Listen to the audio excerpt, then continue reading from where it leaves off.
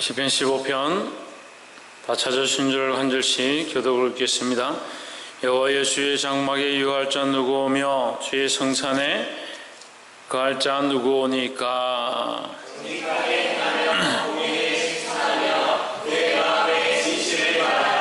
그 혀로 삼수치 아니하고 그 벗에게 행악지 아니하며 그 이웃을 해방치 아니하며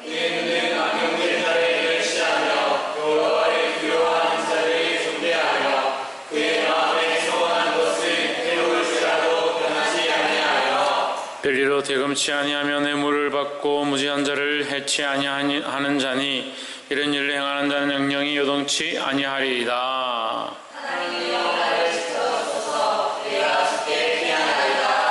내가 여호와께 아뢰되 주는 나의 주시오니 주밖에는 나의 복이 없다 하였나이다.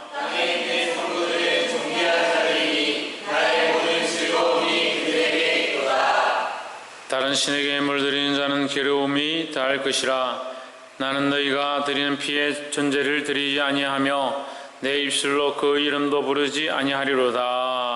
여호와는 나의 상업과 나의 삶의 소득이시니 나의 분깃을 지키시나이다. 내게 줄로 지어준 구역은 아름다운 곳에 있으며 나의 기업이 실로 아름답도다.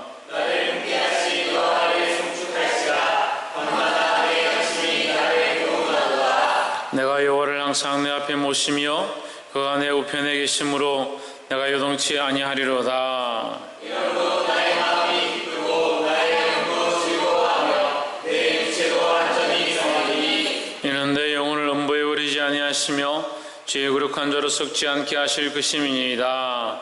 주께서 생명의 길로 내게 보이시리니 주의 앞에는 기쁨이 충만하고 주의 우편에는 영원한 즐거움이 있나이다. 아멘. 할렐루야.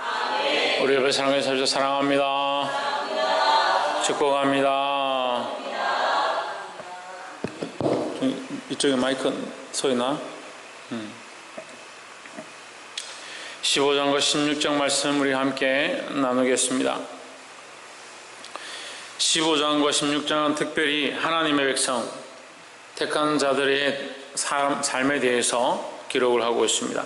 택한 자들의 삶은 누가 택했느냐? 하나님이 택했다. 그 하나님의 백성이라는 거죠. 자기가 하고 싶은 대로 자기 마음대로 사는 것이 아니라 하나님의 백성으로 살아야 하는데, 우리가 하나님께 속했다는 것이 얼마나 우리 그 신앙의 믿음의 중요한 모습인가를 가르쳐주는 말씀이다. 15장 1절에 여호와여, 주의 장막에 유할 자 누구오며 주의 성산에 사는 자 누구오니까 했습니다. 주의 장막에 머무를 자가 누구오며, 주의 장막에 왜 머무르느냐, 머무는 것을 왜 좋은 것이라 생각하느냐. 여호와여, 주의 장막에 머무를 자. 주의 장막이라는 것은 주의 장막이다. 무슨 장막입니까? 주께서 계시는 곳이다 라는 거죠. 하나님이 계시는 곳, 하나님이 머무시는 곳, 그것은 하나님이 계시기 때문에 그것은 너무나도 좋은 것이고 너무나도 귀한 곳이다 라는 거죠. 우리가 정말 사랑하는 사람이 있는 곳에, 그곳에 함께 있고 싶고, 정말 좋아하는 사람이 있는 곳에 그곳에 함께 같이 있고 싶은 것, 그것이 인간의 모습인 것처럼 우리에게는 하나님이 계시다, 하나님을 믿는다, 그 하나님이 계신 곳에 우리가 있고 싶다라는 거죠. 그래서 이 성전을 우리가 왜 사모하느냐, 왜 교회를 사모하느냐, 이곳에 하나님 임재하시고 예배 때마다 함께 하시고 우리의 하나님의 뜻을 따라 우리에게 말씀을 주시기 때문에 그 장막을 사모하는 것이다 하는 거예요. 그래서 구약적 표현, 이 장막은 하나님의 임재가 있는 곳, 하나님께서 그곳에 있는 곳이라는 의미예요.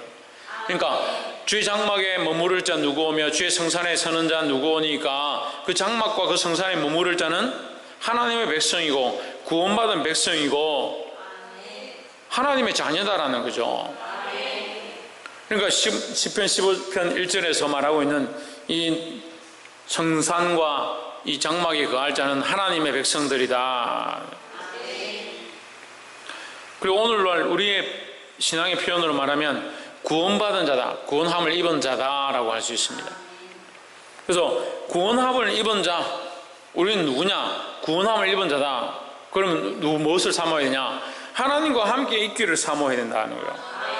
다른 것과 함께 있기를 사모하고 다른 것을 즐겨하는 것들을 사모하는 게 아니라 그것을 하고 싶어하고 세상의 것들을 쫓아가고 싶어하고 세상과 짝하고 싶어하고 세상의 재미난 것들을 하고 싶어서 그것을 사모하는 것이 아니라 주의 장막에 함께하는 것, 하나님의 전에 있는 것, 주의 말씀을 사모하는 것, 하나님과 교제하는 것, 그것을 사모해야 된다는 거예요.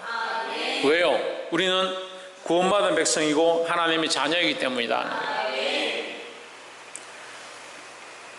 두 번째는 2절에서부터 5절인데 정직하게 행하며 공의를 일삼으며 그 마음에 진실을 말하며 했습니다. 자, 15편 1절에서 주의 성산에 유할 자, 주의 장막에 거할 자 누구입니까? 누굽니까? 라고 물었잖아요. 물었는데 거기에 거할 자가, 화면을 크게, 거할 자가 누구냐고 할 때에 2절에서 보면 전체 화면을 하라고, 네가 가지고 있는 모니터를. 2절에서 보면 정직하게 행하며 공의를 실천하며 그 마음에 진실을 말하며 했습니다. 그 마음에 진실을 행하고 공의를 실천하는 사람들이 주의 장막에 거한다고 말하는 것처럼 보이는데요. 그러면 하나님 모르는 사람도 그 마음에 정직을 행하고 공의를 행하고 진실을 하면 하나님 전에 거하느냐? 아니죠. 그러면 1절과 2절의 흐름이 좀 이상한 것처럼 보입니다. 이 글의 전개가 보면 장막에 거할 자가 누구냐? 정직히 행하고 진실히 말하고 그 말 3절에 그 혀로 참소치 않고 그 벗에게 행악지 않고 그 이웃을 뭐합니까? 해방치 아니하고 이런 사람이 주의 장막에 거한다. 이게 아니에요. 이게 언어의 전개로 보는 게 아니라 이 말의 뜻들을 봐야 되는 거죠. 주의 장막이 뭐냐? 언어의 전개로 보면 주의 장막이라 하는 게 그냥 뭐 텐트 쳐놓고 예배드리는 곳이다. 그렇게 볼 수 있죠. 근데 주의 장막은 하나님이 계신 곳이다. 그 하나님 계신 곳에 하나님과 함께 있을 수 있는 자는 누구냐? 하나님의 백성이고 하나님의 자녀다라는 거죠. 그 하나님 백성이고 하나님의 자녀는 누구냐? 우리가 하나님의 백성이고 하나님의 자녀죠. 하나님의 백성과 하나님의 자녀는 어떻게 살아야 하느냐? 그들의 삶은 어떠하느냐? 정직을 행하고 공의를 일삼으며 진실을 말하며 그 혀로 남의 허물을 뭐하지 않고 허물하지 않고 그 이웃에게 악을 행치 않고 그 이웃을 비방하지 않고 4절에 그 눈으로 망령된 자들을 멸시하며 여호와를 두려워하는 자들을 존대하며 그의 마음에 서운한 것은 해로울지라도 변하지 아니하며 5절 그뿐만 아니고 이자를 받으려고 돈을 꿔주지 아니하며 뇌물을 받고 무지한 자를 해하지 아니하는 자니 이런 일을 행하는 자는 영원히 흔들리지 아니하리이다 했습니다. 이런 일을 행하는 자가 주의 장막에 있는 것이 아니고 주의 백성, 하나님의 백성들은 이러한 삶을 사는 것이 맞다라는 거죠. 그래서 2절부터 우리가 5절까지 이러한 하나님의 백성들은 이러한 삶을 살아야 하는데 또한 16편 1절에 보면 하나님이여 나를 보호하소서 내가 주께 피하나이다. 주께 피한 자는 뭐요? 하나님 피한 자는 누구요? 하나님 백성이죠. 그러니까 16편과 15편이 연결되어 있는 겁니다. 하나님께 피하는 자, 하나님의 전에 거하는 자, 하나님의 백성이다라는 거죠. 2절에 내가 여호와께 아뢰되 주는 나의 유시오니 주밖에는 나의 복이 없다 하였나이다. 3절에 땅에 있는 성도는 존귀한 자니 나의 모든 즐거움이 저희에게 있도다. 4절 다른 신에게 예물 드린 자는 괴로움이 다할 것이라 나는 저희가 드리는 피의 전제를 드리지 아니하며 내 입술로 그 이름도 부르지 아니하리로다. 자, 2절과 4절 사이에서 지금 3절과 5절에서도 얘기되어진 것처럼 2절과 4절에서 하나님의 백성의 삶에 대해서 구체적으로 얘기하는 거예요. 그러니까 첫 번째 하나님의 백성이다. 우리는 누구냐? 하나님의 백성이다. 하나님의 자녀다. 이 말씀을 했죠. 우리가 하나님의 백성이고 하나님의 자녀라면 어떻게 살 것인가? 이웃에게 거짓을 말하지 않고 공의를 말하고 진리를 말하고 진실을 말하고 이웃의 별일을 받고 이자를 받고 이웃에게 꾸어지지 않고 가난한 자를 해방치 않고 그런 일을 안 한다는 거죠. 그것뿐만 아니라 16장에서 넘어와가지고 16편에서도 2절에 내가 여호와께 아뢰되 주는 나의 주시오니 주밖에는 나에게 복이 없다 하였나이다. 3절에 땅에 있는 성도는 존귀한 자니 나의 모든 즐거움이 저에게 있도다. 그러니까 하나님을 즐겁게 하고 하나님 즐겁게 하는 자는 어떻게 사느냐. 4절에 다른 신에게 예물을 드리지 않고, 그죠? 피의 전제를 드리지 아니하며 내 입술로 그 이름도 부르지 아니하리로다. 이건요 하나님의 관점에서 하나님 받으시지 않는다는 거예요. 나는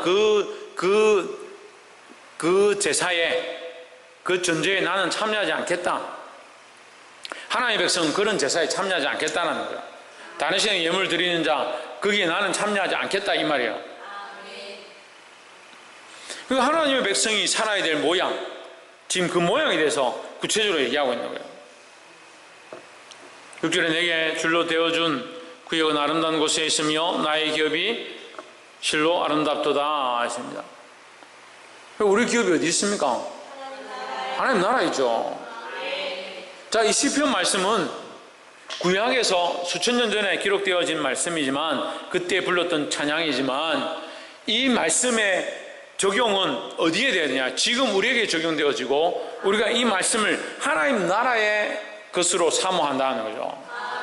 내게 주일로 채워준 구역은 이 땅에 있는 것이 아니다. 이 땅에 눈에 보이는 것들로 주어지는 것이 아니다는 거죠. 아름다운 곳에 있으며 나의 기업이 실로 아름답도다. 어디에 있느냐? 세상의 기준으로 아름답다 하는 것은 한계가 있는 거예요. 한계가. 다이아몬드 아름답죠? 금은 아름답죠? 그러면 금도 모르고 다이아몬드 몰랐을 때는 그게 아름다운 건지 좋은 건지 어떻게 알았겠습니까? 지금은 사람들이 꽃을 보고 인터넷을 통해서 어떤 꽃이 좋고 뭐 샤르비아니 뭐니 장미니 백합이니 다 이게 뭐 아름답다 이렇게 하지만 몰랐을 때는 뭘 알아요. 호박꽃이 뭐 다 제일 예쁜 줄 알고 그렇게 살았고 저기 추운데 동토에 사는 사람들은 꽃이 뭔지도 모르고 살고 있는데, 그러니까 아름다움의 기준이라는 건 사람들이 그냥 아름답다 할 뿐이지, 아름다움의 기준은 사람들이 가지고 있는 이 기준은 한계가 있다. 한계성이 있다는 거죠. 그러니까 우리가 정말 아름답다는 건 뭐냐? 하나님 앞에 있는 것이 가장 아름답다는 거죠. 그러니까 하나님이 우리에게 주시는 선물이 가장 귀하고 아름다운 것이다 라는 거예요. 왜요? 우리가 아름답고 귀하다고 하는 기준은 한계가 있기 때문에 결국 우리가 가장 귀하고 아름다운 것을 받고 싶다고 해도 그것은 우리의 인간적인 관점에서 이미 상한선이 꺼져 버린, 주님 이것을 내게 주십시오, 이게 가장 내게 필요하고 이게 가장 절실하고 이게 가장 귀하고 돈 좀 주면 딱 좋겠습니다라고 하는 그것은 인간의 기준에서 이미 꺼버린 한계 안에서 받는 거죠. 그 하나님의 관점에서는 훨씬 더 아름다운 것이 있고 훨씬 더 귀한 것이 있고 인간의 관점으로 볼 수 없는 놀라운 것이 있다는 거예요. 그래서 우리가 사모해야 될 건 뭐냐? 지금 이 땅에서 잘 먹고 잘 살고 호의호식하고 우리가 좋다고 하는 기준대로 그 아름다운 것을 받고 끝날 것이냐? 그게 아니죠. 우리의 기준은 하나님 나라에서 하나님이 주실 그 영원한 아름다운 것을 사모한다라는 거예요. 그래서 그 아름다움을 요한계시록에서 사도 요한이 보고 그것을 글로 표현한, 글로 홍보석과 홍만호와 각양 보석들로 꾸며진 보석이 얼마나 흔한지 발에 밟히는 것 같고, 사도 요한이 뭐라 합니까? 내가 이것을 말로 다 표현할 수가 없다. 글로 다 표현할 수 없다. 하나님 나라의 그 아름다움을 내가 다 글로 표현할 수 없다. 어떻게 표현하겠냐? 하나님 표현할 수 있으면 다 표현했겠죠. 하나님도 표현할 수 없는 거예요.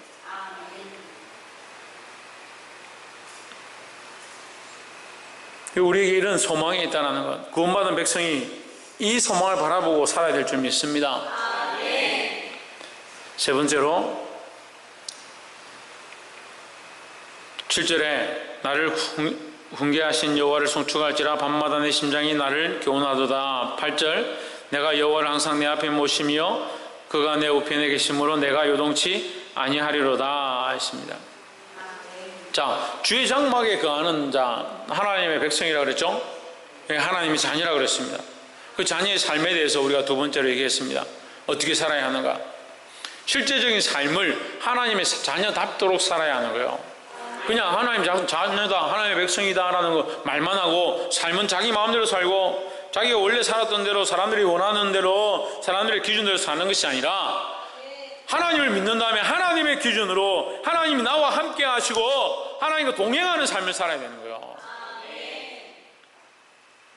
그 삶의 모양에 대해서 구체적으로 얘기하고 나서 세 번째 지금 뭐라고 하냐, 좀 더 나아가서 삶의 행동을 진실을 말하고 정직을 말하고 별일을 받지 않고 가난한 자를 압제하지 않고 거짓된 것을 말하지 않고 이런 것을 계속 말하고 있다가 하나님 나라의 소망을 두고 말하고 있다가 그것을 끝나는 게 아니라 더 구체적으로 어떻게 들어갔느냐, 더 구체적으로 어떻게 들어갔습니까? 예, 하나님이 항상 내 앞에 모심이여 했습니다. 내가 앞서 앞에 모신다는 것은 내가 가는 것보다 하나님이 내 앞에 있다는 것을 기억해야 돼요. 내가 행하는 것보다 하나님께 먼저 묻고 하나님께 먼저 의뢰하고 나의 앞에 계시며 나의 오른쪽에 계심으로 내가 흔들리지 아니하리로다. 왜? 하나님 오른편에 나를 붙잡아 주시니까.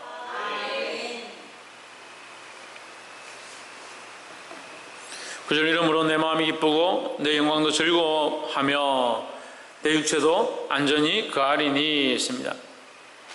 왜 안전하냐? 하나님이 함께 하시니까 안전하죠. 그래서 이 땅에서 승리하는 방법, 우리가 이기는 방법, 이제 결론적으로 얘기를 하는 거예요. 10절에 이는 내 영혼을 음부에 버리지 아니하시며 주의 거룩한 자로 썩지 않게 하실 것임이니라 했습니다. 음부에, 지옥에 버리지 않고 주의 거룩한 자를 멸망시키지 않으실 것임이니이다. 것임이니이다. 무슨 말이에요? 이 구원의 소망이다. 구원의 소망이다. 하나님의 자녀, 하나님의 백성에게는 이 땅에서 이러한 삶을 살아야 할 뿐만 아니라 하나님과 동행하게 되는데 결론이 뭐냐? 뭐로 끝납니까? 구원을 바라보는 것으로 끝나는 거죠. 우리의 결론은 사실은 종결이 아니라 영원으로 연결되어진다는 거죠. 그래서 우리는 이 믿음을 가지고 지금 이 땅의 단편적인 단세포처럼 단순한 문제 하나하나에 깃들여서 그 문제에 얽매여서 뭐가 잘 되면 아이고 하나님 감사합니다, 뭐가 안 되면 아이고 하나님 왜 나에게 이러십니까, 이렇게 하는 삶의 처지가 아니고 하나님과 동행하고 함께하면서 좀 더 보이지 않는 영원한 것들을 바라보고 그것을 소망하고 달려가야 된다는 거예요. 그러니까 영원한 것을 보지 못하고 보이지 아니하는 하나님을 의뢰하지 않으니까 자꾸 신앙이 어떻게 되면 단편적으로